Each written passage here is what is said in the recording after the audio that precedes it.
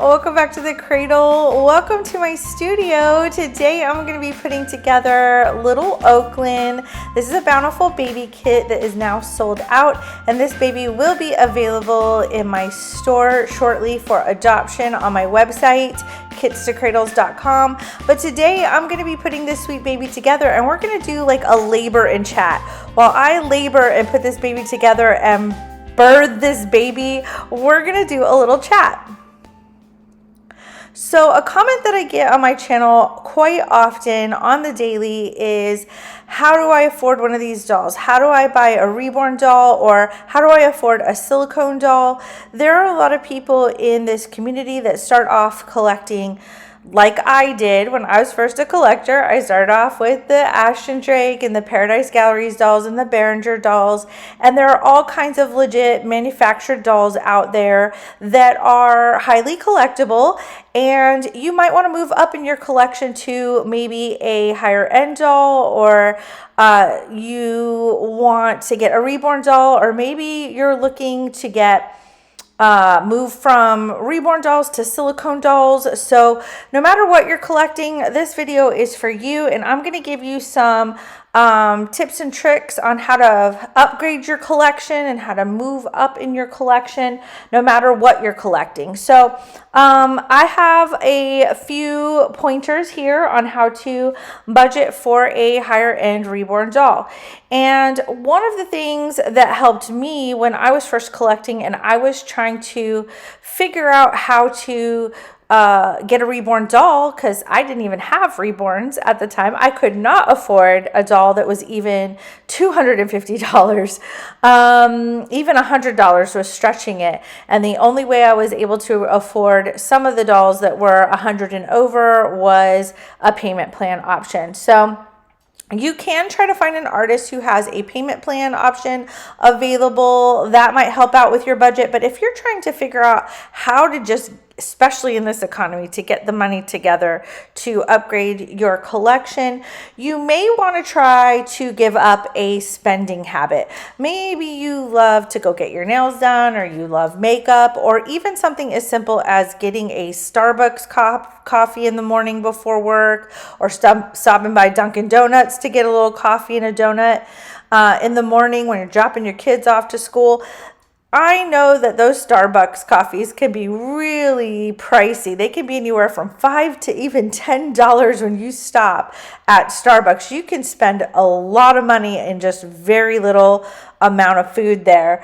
If you're doing a daily habit, maybe try giving up that daily habit for a while. You would be surprised how $5 to $10 a day can really add up and help you put away a little bit of money to start saving up for that dream baby.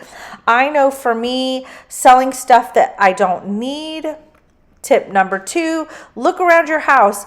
Do you have an old guitar? Do you have an old bicycle that you don't ride around on anymore or use? What about the old Gucci bag that you don't use anymore?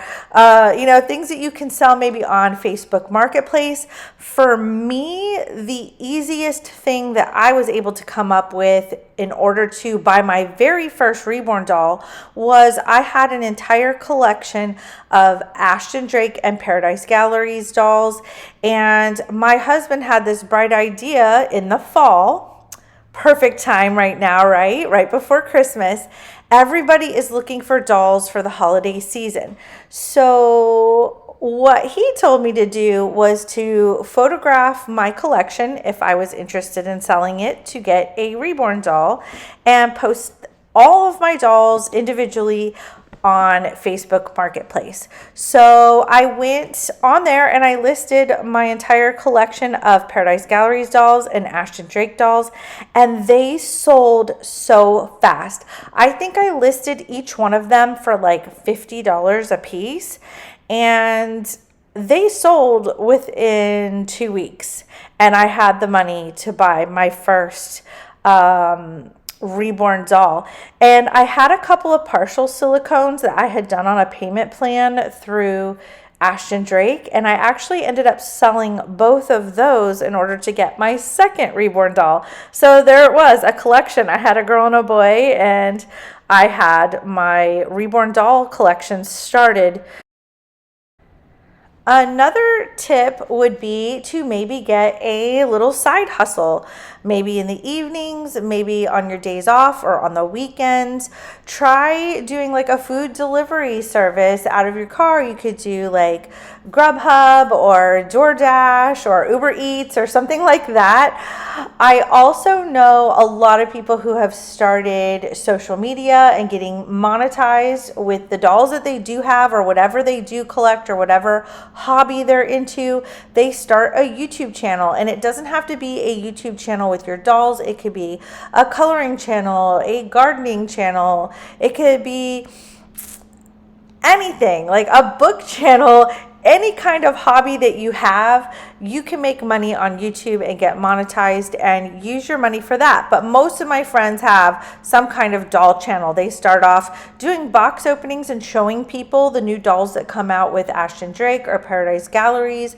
They will start off with those dolls and they will do doll channels with those collections first, and then move on into your Reborn dolls as you start to grow. And a lot of people love watching different collectors grow on their channel. I know people saw me grow from being a beginner collector of Reborns to collecting silicone dolls to becoming an artist to painting Reborn dolls and then becoming a silicone artist. So it's fun to see other people's journeys.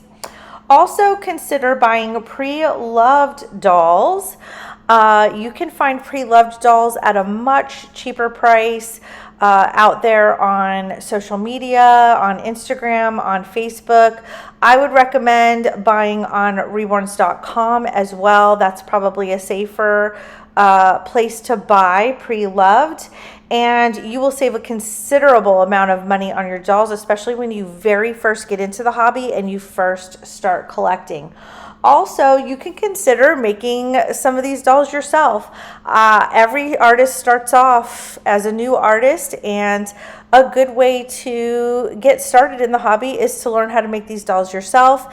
And also, if you can make these dolls and sell them, you can take the money that you make off of your sales and start to upgrade your collection and buy from other artists, or even save for that full body silicone doll, that dream doll, or whatever it is that you are wanting, that you've always wanted and never thought that you could afford. I know that if I had not become an artist myself and started making these dolls, there's no way I would have this many vinyl dolls or be able to afford a lot of the higher end silicone dolls that I have. So becoming an artist yourself, learning how to make your dolls yourself, even if you don't love your work and you may not fall in love with your work in the very beginning, you still can sell your work to other people who are interested in a beginning artist price point for their doll collection. So you can make funds off of that and put it towards your own collection and buying the dolls that you do love from the artists you do love. How cute is this sweet little baby? I hope you all enjoyed watching this video, and hopefully you get an idea of some of the tips and tricks that I have used myself in order to grow my collection. I hope that this helps some of you get your dream baby that you've always wanted. I know that some of these tricks and hacks have really helped me when I was a beginner collector. I hope you all love sweet little baby Oakland. I have always made this kit as a little boy. I don't know why I've always seen it as a boy in the past, but I saw this baby as a sweet little girl and I'm absolutely in love with her. She's absolutely beautiful with those big green eyes and that sweet little face. She just looks so newborn and innocent and sweet. I hope you all enjoyed this video. Thank you all so much for watching. I will see you guys on the next video. See you next time, guys. Bye-bye.